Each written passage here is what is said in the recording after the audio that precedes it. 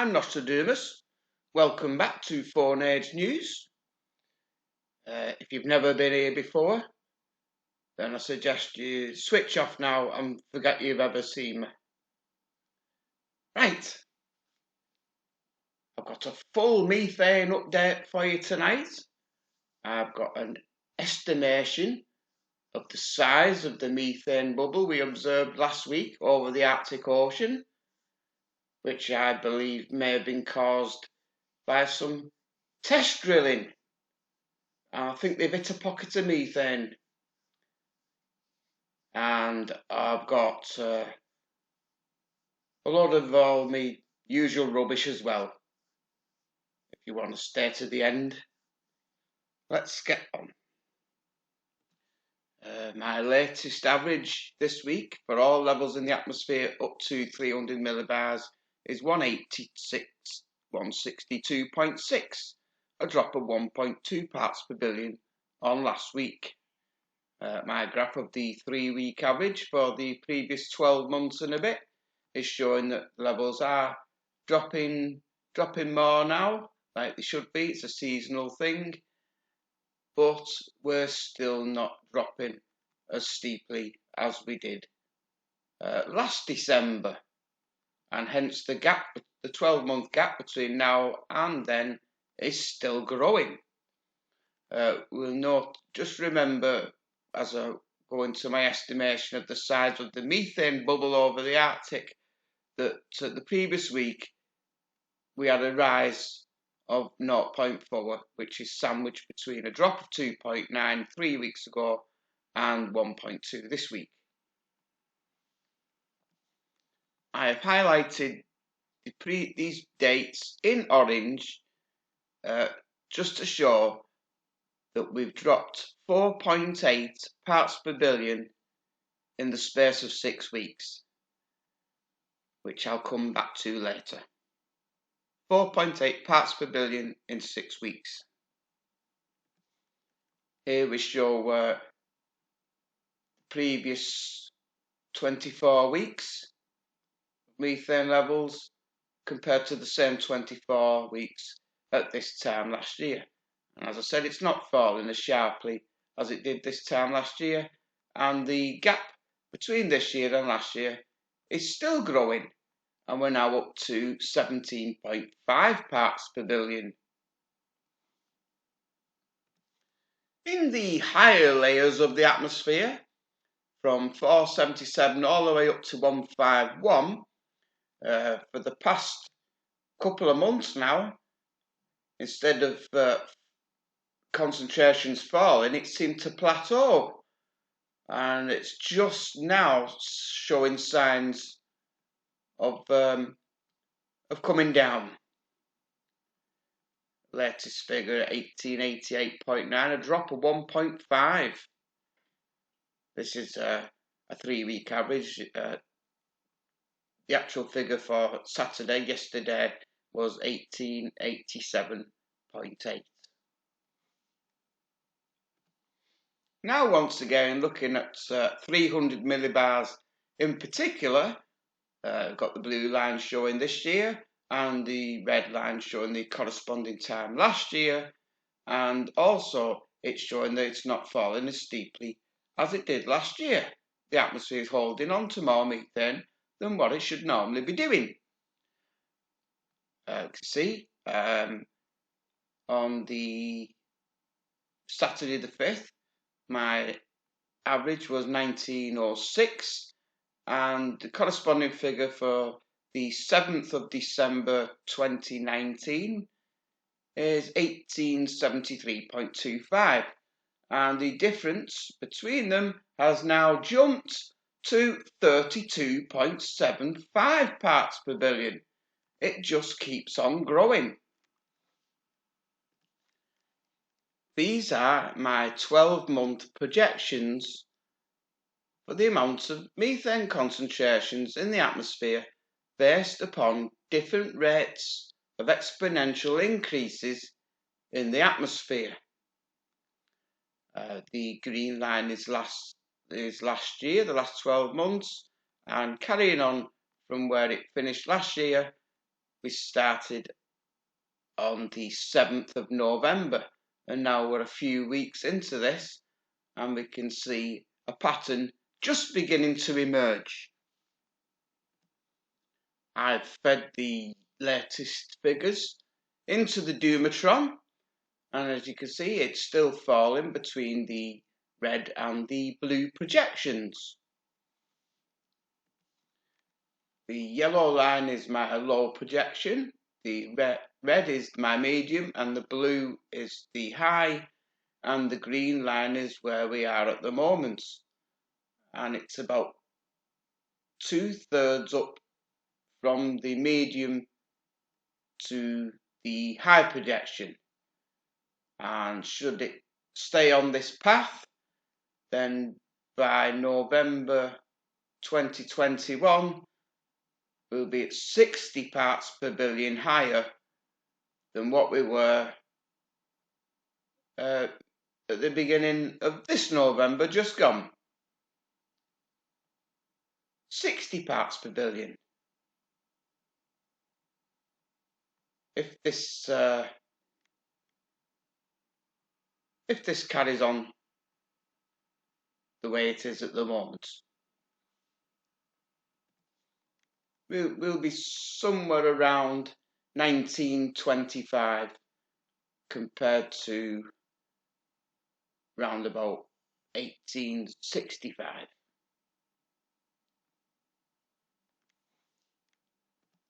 So, excuse me, I've set myself this task of estimating the size and mass of last week's Arctic methane bubble, and I found this handy little table on the internet, and it shows for each constituent gas in the atmosphere the fraction of the atmosphere it takes up plus its total mass in grams. Here we see the relationship of methane, 1.72 parts per million, and 4.9 times 10 to the 15 grams. And this was correct as of 1990. But from this, I can work out the direct relationship between the fraction and the total mass. Then I got my calculator out. So here we are, as we've seen in the table, 1.72 parts per billion weighs 4.9 times 10 to the 15 grams, which is the same as saying 1,720 parts per billion equals 4.9 gigatons. So 1 gigaton is equivalent to 357 parts per billion in the atmosphere. 1 part per billion can now be written as 2.8 megatons. Now, people talk about the methane bomb going off, and the magic number that a lot of people seem to use is 50 gigatons. Now, 50 gigatons would equate to 17,850 parts per billion increase of methane, which is the same as 17.85 parts per million. Now, we know in the short term that 1 part per million of methane is equivalent to 80 parts per million of CO2. They say it's about 80 times as strong. So to convert to short-term carbon dioxide equivalent strength, times that by 80, and we get 1,428 parts per million CO2. If a 50 gigaton methane bomb went off, and then add on what we've already got today, 412, and we would end up with the equivalent of 1,840 parts per million CO2, which would be quite serious. I think even the tardigrades would struggle to survive on an Earth with levels like that. And I even forgot to include the methane that's already in the atmosphere today, which would take us just shy of 2,000. Now on to my bubble and the estimated mass of the bubble. So, as I pointed out in my methane report, in the last 6 weeks, methane has dropped by 4.8 parts per billion over 6 weeks. So that's an average rate drop of 0.8 parts per billion per week. But last week, after the bubble popped up, it rose by 0.4 parts per billion. So it's a net gain of 1.2. Instead of dropping 0.8, it went up by 0.4. And by my workings out, 1.2 parts per billion is equal to 3.36 megatons of methane. That's a big bubble. If methane's worrying you, just wait till you see this. I came across this article by Dr. Tony Phillips on spaceweather.com yesterday, and it's totally freaked me out. Strange Antarctic weather extends to the edge of space. This is from the 2nd. Consider it the tip of the iceberg. Noctilucent clouds over the South Pole are absent without leave. Normally, we see the first noctilucent clouds of the southern season around November the 21st, says Cora Randall of the University of Colorado's Lab for Atmospheric and Space Physics. But this year, it's already December and we're still waiting. Nada. What a difference a year makes. NASA's AIM spacecraft took these pictures of NLCs over Antarctica on November the 29th, 2019 and November the 29th, 2020. Missing NLCs is just one of the curious weather patterns currently underway at the southern end of the planet. Making a list. 1.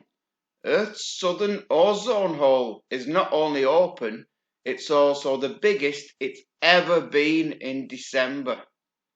2. The air above Antarctica is currently at record cold levels for this time of year, the result of an icy polar vortex that refuses to break up.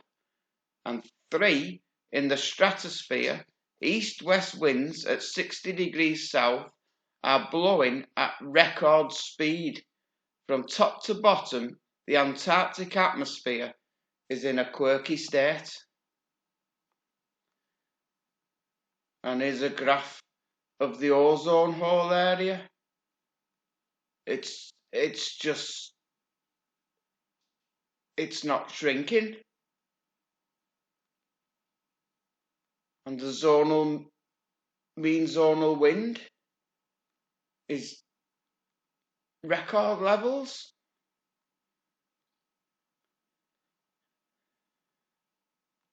Oh dear. It looks like the whole atmosphere is becoming rapidly unstable. Is this going to spread to the rest of the planet?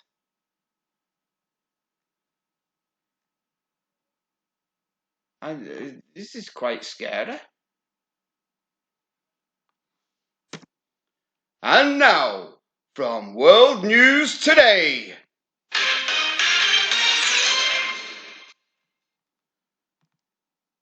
During the year, the Amazon deforestation has reached its highest level in 12 years in the world. This is from the 1st of December.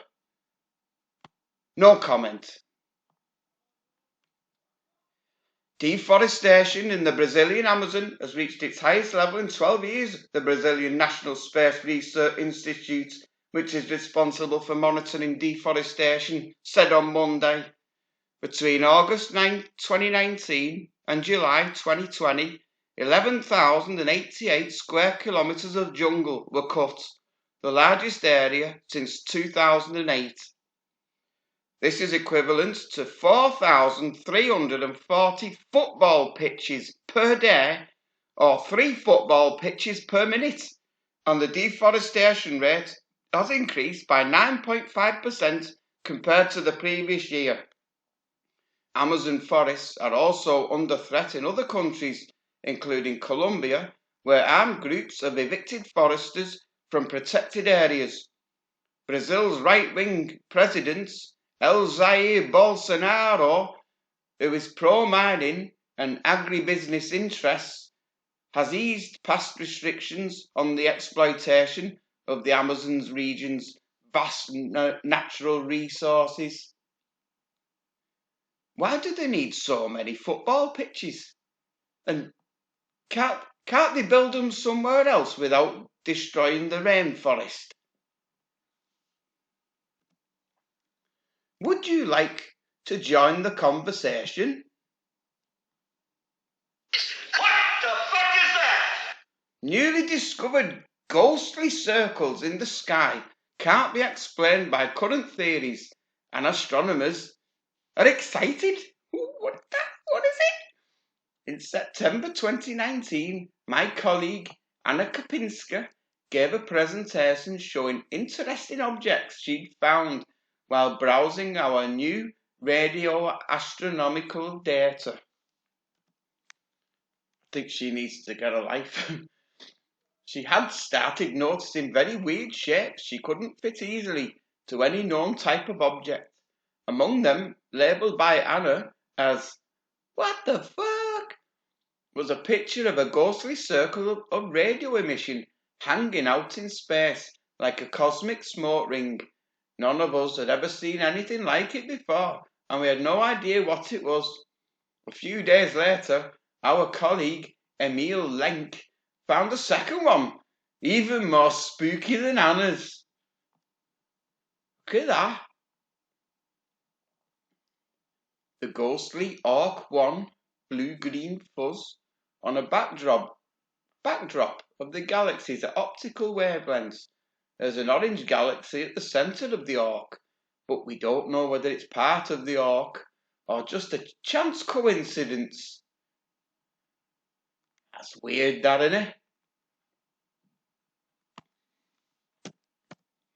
Anna and Emil had been examining the new images from our pilot observations for the Evolutionary Map of the Universe, EMU project, made with CSIRO's revolutionary new Australian Square Kilometre Array Pathfinder telescope.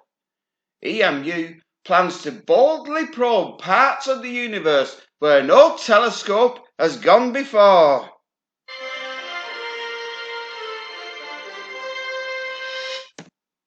I'll leave the links to this in the comments section.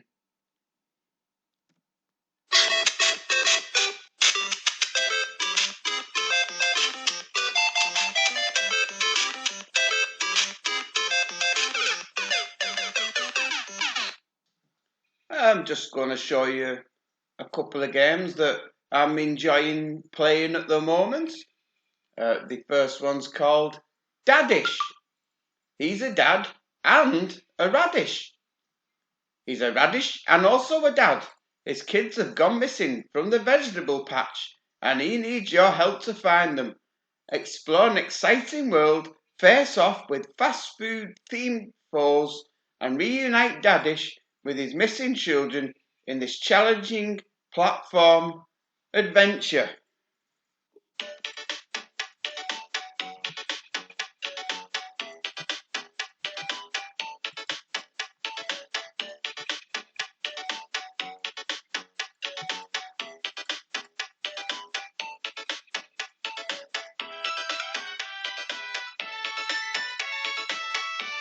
It's a lovely little game. This is a nice little puzzle game, also available on Android and iPhone. Tiny robots recharged. It was all fun and games until the bad guy took your friends. It's not their fault he built his super secret laboratory next to the park. Who knows what horrific experiments he is running on them? Only you can solve the mystery and free your buddies before it's too late.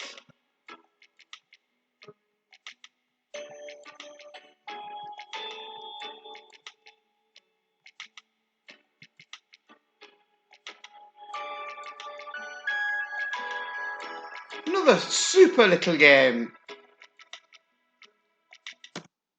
Hey, any Candy Crush players out there? I need some help with level 6229. Or perhaps I simply just need help.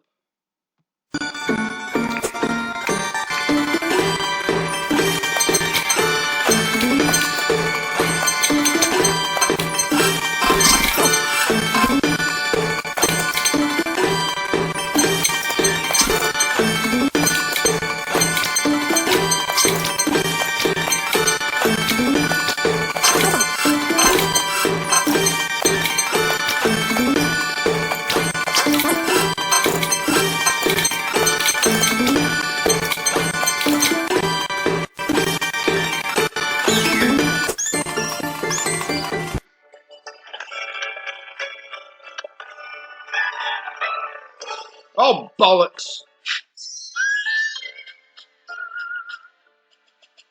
I'll never do it. Have you ever witnessed thunder snow? I haven't. Look at this from Scotland the other night.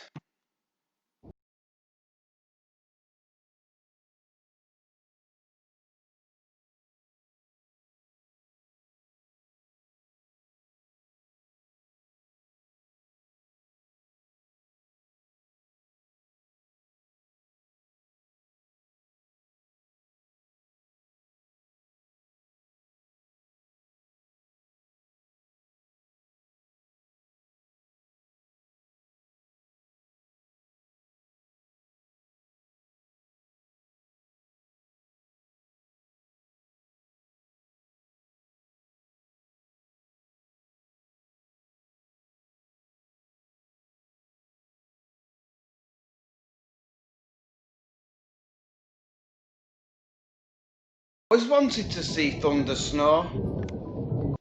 Lucky Scottish bastards. Have you heard this from TRT World? China switches on artificial sun nuclear reactor. HL2M tokamak is Beijing's largest nuclear fusion experimental research device and can reportedly reach temperatures 10 times hotter than the core of the sun, potentially unlocking a powerful clean energy source. And potentially doing something else if something goes wrong, I suppose. Look at the size of it. China's HL2M nuclear fusion device, known as the new generation of artificial sun, is displayed at a research laboratory in Chengdu in China's Sichuan province on December the 4th. China has successfully powered up its artificial sun nuclear fusion reactor for the first time, marking a potential great advance in the country's nuclear power research capabilities. The development of nuclear fusion energy is not only a way to solve China's strategic energy needs, but also has great significance for the future sustainable developments of China's energy and national economy, People's Daily reported on Friday. They're not going to share it with the world. They're after world domination. HL2M tokamak reactor is China's largest and most advanced nuclear fusion experimental research device, and scientists hope that the device can potentially unlock a powerful clean energy source. Well, build a few of them. They've got limitless clean power. Do away with fossil fuels altogether, supply all the world's energy needs. I think it's giving off opium particles. It must be. It's going to save the planet. Woohoo! Now it's over to the world-famous Norfolk District Council website, home of Bacton to Walcott Coastal Management. And this is from last year. Find out about the new sandscaping solution. A solution to what, you may ask? Well, they was suffering from severe coastal erosion. So they came up with a plan to, to stop it. Of course, they come up with a coastal management scheme. Been in the planning since 2016 when they proposed the scheme. And it was completed last autumn, I think. The beaches in front of Bacton Gas Terminal and the villages of Bacton and Walcott will be transformed during summer 2019 as a result of the sandscaping scheme. A UK first multi-partner project, the scheme will see approximately 1.8 million cubic metres of sand placed and engineered on these beaches. The height and width of the beaches have been significantly increased and access to the beaches improved. What an excellent idea. Let's have a look at the video. Let's have a look at this video. So here we see, before they all started. Look, let me go on full screen. See what they've been doing.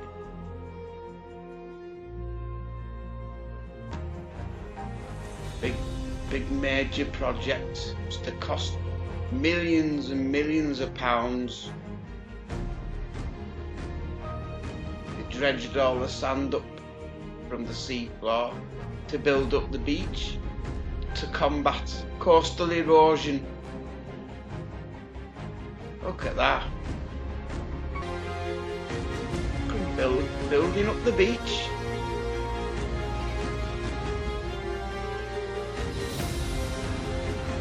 Wow. And there it is, all finished. Job well done, lads. So, what do you think happened in September this year after the storm? Walcott, clean-up operation after village hit by sandstorm. Whee! A clean-up operation is underway after the seaside village became covered in sand blown off a beach in high winds. Cars, gardens and roads in Walcott, Norfolk were left concealed by the storm on Friday and Saturday.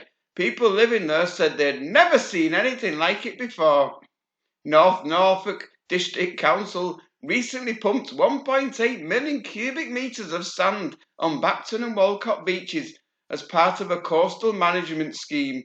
The council said in a clean-up operation started immediately, and the authority's leader and coastal manager visited the village to speak to residents and assess damage to properties and build sandcastles.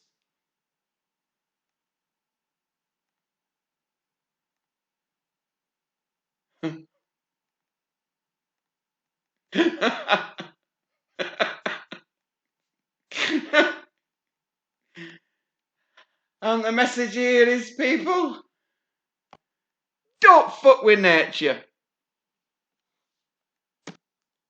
I will never question the wisdom of my local council ever again.